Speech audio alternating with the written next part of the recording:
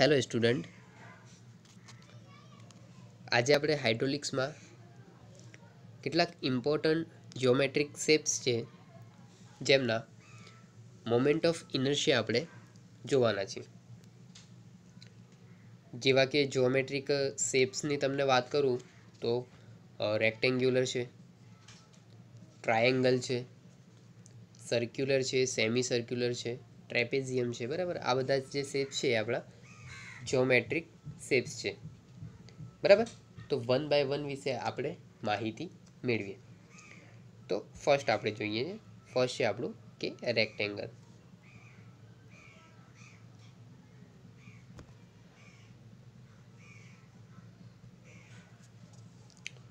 Okay, તો rectangle વિશે વાત કરીએ તો આ રેક્ટેંગલ આપેલું છે. આ એની એક્સિસ જે છે એ આઈ એક્સ એક્સ છે, આ આઈ વાય વાય છે. અહીં આપણને મળશે કે એનું સેન્ટર પોઈન્ટ છે. બરાબર, આ જે છે એ આપણું વાય બાર ડિસ્ટન્સ છે. ઓકે, આ એની વિડ્થ છે અને આ એની ડેપ્થ છે.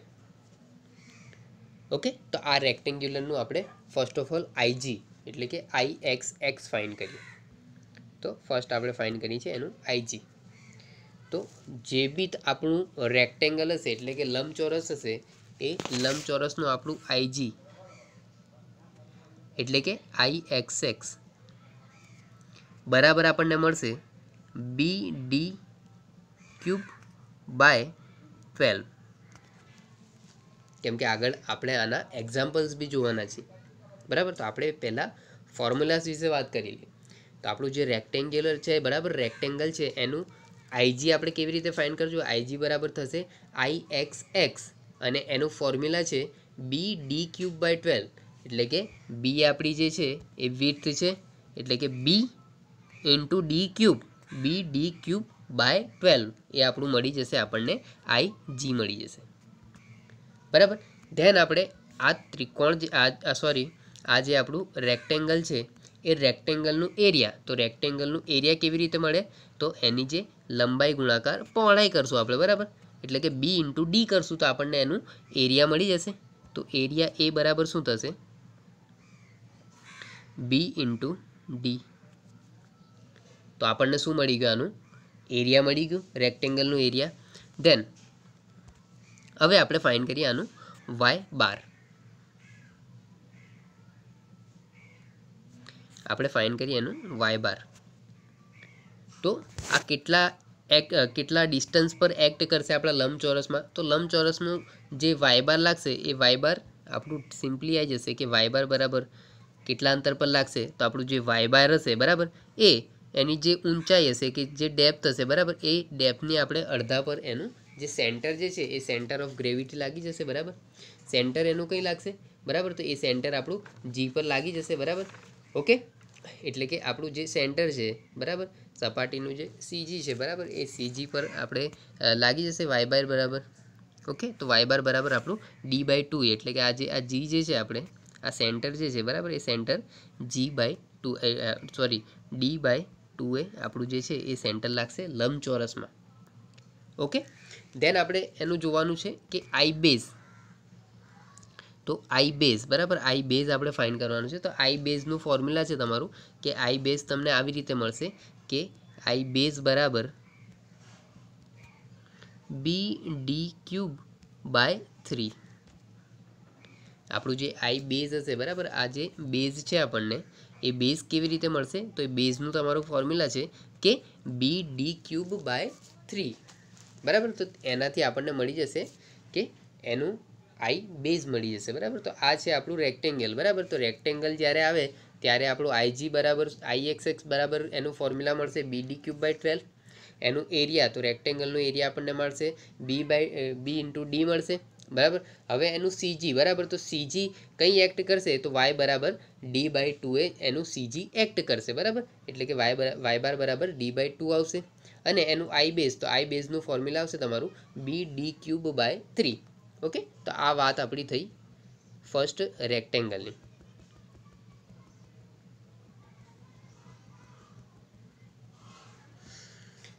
હવે આપણે વાત કરીએ તો આ છે આપણું ટ્રાયેંગલ. તો આપણું સેકન્ડ જે છે સેકન્ડ આપણું છે એ છે આપણું second triangle.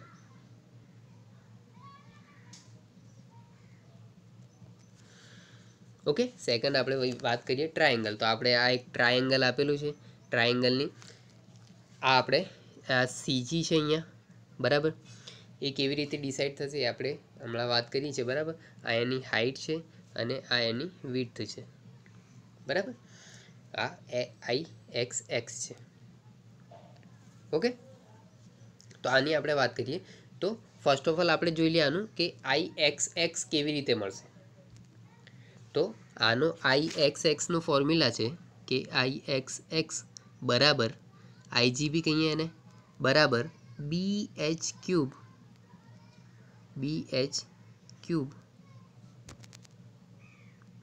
Divided by 36.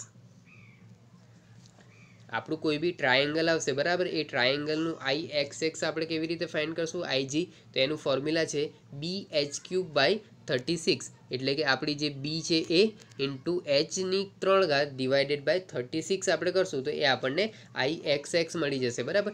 Second ચીજ આપણે ફાઇન્ડ કરવાની છે કે એનું આઈ બેઝ. તો જે ટ્રાયેંગલ હશે, બરાબર, એ ટ્રાયેંગલનું જે આઈ બેઝ હશે એ આઈ બેઝ કેવી રીતે મળશે, તો આઈ બેઝ બરાબર આપણું થશે b h cube by 12. B h cube by 36 કરશું તો આઈ એક્સ એક્સ મળી જશે, આઈજી મળી જશે. અને બી એચ ક્યુબ બાય 12 કરશું તો આપણને આઈ બેઝ એનું મળી જશે, બરાબર. ધેન આપણે એનું ફાઇન્ડ કરવાનું છે આપણે એરિયા. તો ટ્રાયેંગલ છે તો ટ્રાયેંગલનું એરિયા શું આવે, 1/2 બેઝ ઇન્ટુ હાઇટ. આ એનું બેઝ છે અને આ એની હાઇટ છે, બરાબર. એટલે કે 1/2 બેઝ ઇન્ટુ હાઇટ. તો એનું આપણે એરિયા, તો એરિયા બરાબર શું થશે, તો એરિયા બરાબર થશે એનું કે 1/2 બેઝ ઇન્ટુ હાઇટ. તો એનું આપણને એરિયા મળી જશે કે 1/2 બેઝ ઇન્ટુ હાઇટ, એટલે એરિયા મળી જશે. હવે કેટલા ડિસ્ટન્સ પર આનો સીજી આપણને જોવા મળશે એ જોઈએ કે આ જે સીજી આપણને જોવા મળ્યું છે, બરાબર. આ જી જે લખ્યું છે, બરાબર, આનું સીજી એ કેટલા ડિસ્ટન્સ પર જોવા મળે તો એ આપણે જોઈ લઈએ, બરાબર. તો એ આપણને જોવા મળશે કે વાય બાર બરાબર 1/3 ઓફ એચ પર આપણને જોવા મળશે એનો આ સીજી. એટલે કે આપણું આ ત્રિકોણ તમને આમ સમજાવું કે આ ત્રિકોણ આમ છે, બરાબર. બરાબર, આને પલટાઈને આવી રીતે રાખ્યું છે, બરાબર. તો જ્યારે આપણે અહીંથી આનું ડિસ્ટન્સ લેશું, બરાબર, તો આ આવશે આપણું કે 1/3 ઓફ એચ, 1/3 આવશે. ને અહીંથી જ્યારે આપણે એનું ડિસ્ટન્સ લેવાની ટ્રાય કરશું તો અહીંથી આપણે જ્યારે ડિસ્ટન્સ લેશું તો એ આવશે આપણું 2/3. ક્લિયર કે આપણું આ ત્રિકોણ છે, બરાબર. ફરીથી તમને બતાવી દઉં કે આ તો આવી રીતે ત્રિકોણ છે, બરાબર. હવે આ ત્રિકોણની તમને વાત કરી લઉં કે આ ત્રિકોણ આવી રીતે છે, બરાબર. તો હવે જ્યારે આનું ડિસ્ટન્સ આપણે અહીંથી અહીં લેશું, બરાબર, તો એ આવશે આપણું 1/3 અને અહીં સાઈડથી આપણે જ્યારે ડિસ્ટન્સ લેશું એનું તો એ આવશે 2/3. આ તમને એક્ઝામ્પલમાં બહુ કામ લાગવાનું છે, બરાબર. કે જે આપણું જી છે એ કંઈ લાગશે તો 1/3 ઓફ હાઇટ કે 2/3 ઓફ હાઇટ પર.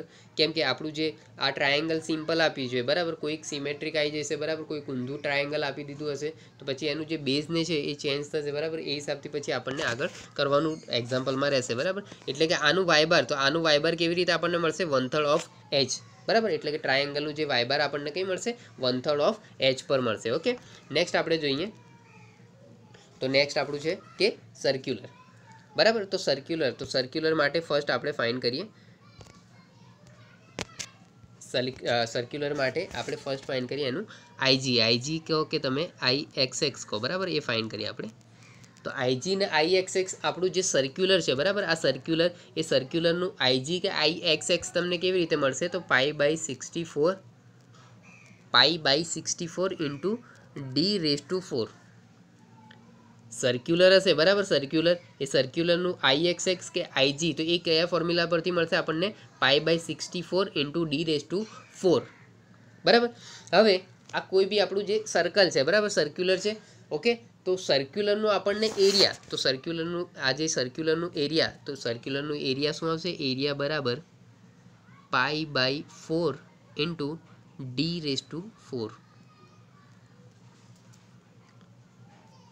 જે આપણું સર્ક્યુલર છે, બરાબર, એ સર્ક્યુલરનું આપણને એરિયા શું આવશે, π/4 d⁴ અથવા તો πr², એની જે રેડિયસ હોય એનો સ્ક્વેર, બરાબર. પાઈની વેલ્યુ તમને ખબર છે 3.14 હોય છે, બરાબર. યા 22/7 હોય છે. ઓકે, યા તો આનું એરિયા પાઈ આર સ્ક્વેરથી બી આપણને મળી જાય, બરાબર. હવે વાત આવી કે આનું સીજી, આ તો આપણું જે સર્ક્યુલર હશે, બરાબર, એ સર્ક્યુલરનું સીજી આપણને કંઈ મળશે તો એ વાય બાર બરાબર d/2 ડિસ્ટન્સે આપણને મળશે. એટલે એનું જે ડાયામીટર હશે, બરાબર, /2 કરશું તો વચ્ચે જ આપણને સેન્ટરમાં એનો જે સર્ક્યુલર છે એનું સીજી આપણને મળી જશે. ઓકે, તો આનું વાય બાર આપણને કંઈ મળશે, વાય બરાબર d/2 એ આપણને આનું વાય બાર મળી જશે. ઓકે, તો આ વાત છે આપણી સર્ક્યુલરની, બરાબર. સર્ક્યુલરનો આઈજી IXX બરાબર થાય છે π/4 ડીનો d⁴ અને એનું એરિયા કેવી રીતે નીકળશે તો π/4 × d⁴ અથવા તો πr², અને એનું વાય બાર સીજી કઈ મળશે આપણને, વાય બાર બરાબર d/2 મળશે, બરાબર. નેક્સ્ટ આપણે જોઈએ તો નેક્સ્ટ આપણું છે કે સેમી સર્ક્યુલર, એટલે કે હાફ સર્કલ આપણને આપેલું હોય એનું આપણે આઈજી આઈ બેઝ કે એરિયા અને વાય બાર કેવી રીતે નીકાળી શકીએ તો એની વાત કરીએ આપણે. તો જ્યારે આપણને હાફ સર્ક્યુલર આપેલું છે, સેમી સર્ક્યુલર આપેલું હશે, તો સેમી સર્ક્યુલરનો આપણે આઈજી, તો આઈજી બરાબર આપણને મળશે કે આઈજી બરાબર 0.11 r⁴. આનો આઈજી, સેમી સર્ક્યુલરનો આઈજી આપણને મળશે 0.11 r⁴, બરાબર. ધેન આપણને આનું આઈ બેઝ ફાઇન્ડ કરવું છે, બરાબર, કે આઈ બેઝ શું આવશે તો આઈ બેઝ બરાબર મળશે, આઈ બેઝ બરાબર આપણું આવશે કે π/128 × d⁴. આનું જે આઈ બેઝ હશે, બરાબર, એ આઈ બેઝ કયા ફોર્મ્યુલા પરથી મળશે આપણને, π/128 × d⁴. હવે એની એરિયાની વાત કરી લઈએ, બરાબર, કે જે સેમી સર્ક્યુલર હોય છે, બરાબર, એનું એરિયા કેવી રીતે મળે તો સેમી સર્ક્યુલરનું એરિયા જે છે એ એરિયા બરાબર આપણને મળશે π/8 × d² અથવા તો πr² / 2. એરિયા આપણને સેમી સર્ક્યુલરનું કેવી રીતે મળશે કે સેમી સર્ક્યુલરનું એરિયા થશે આપણું π/8 × d² અથવા તો πr² / 2, એટલે કે એની જે રેડિયસ હશે એ સ્ક્વેર ડિવાઇડેડ બાય આપણે 2 કરી દઈશું તો આપણને એનું એરિયા મળી જશે, બરાબર. હવે આની સીજીની વાત કરીએ કે હાફ સેમી સર્ક્યુલર હોય છે, બરાબર, સેમી સર્ક્યુલરનું સીજી કેટલા પર એક્ટ કરશે એ આપણે જોઈ લઈએ. તો એ સીજી આપણને એ ડિસ્ટન્સ મળશે y/r બરાબર 4r / 3π, 4r / 3π, બરાબર. એ એટલા ડિસ્ટન્સે આપણને સેમી સર્ક્યુલરનો જે આ સીજી છે, બરાબર, એ એટલા ડિસ્ટન્સે સીજી કેટલા ડિસ્ટન્સે મળશે આપણને કે 4 × r / 3 × π કરશું, બરાબર, એટલે કે 4 × એની રેડિયસ / 3 × આ પાઈ 3.14 કરશું, બરાબર. તો એનું જે સીજી છે એ આપણને મળી જશે, બરાબર. નેક્સ્ટ આપણે જોઈએ તો લાસ્ટ આપણું છે ટ્રેપેઝિયમ, બરાબર. તો ટ્રેપેઝિયમ છે, આ ટ્રેપેઝિયમનો આપણે ફર્સ્ટ ઓફ ઓલ ફાઇન્ડ કરીએ એનું આઈજી. તો ટ્રેપેઝિયમનો આઈજી કેવી રીતે ફાઇન્ડ થાય તો આઈજી બરાબર IXX બરાબર a²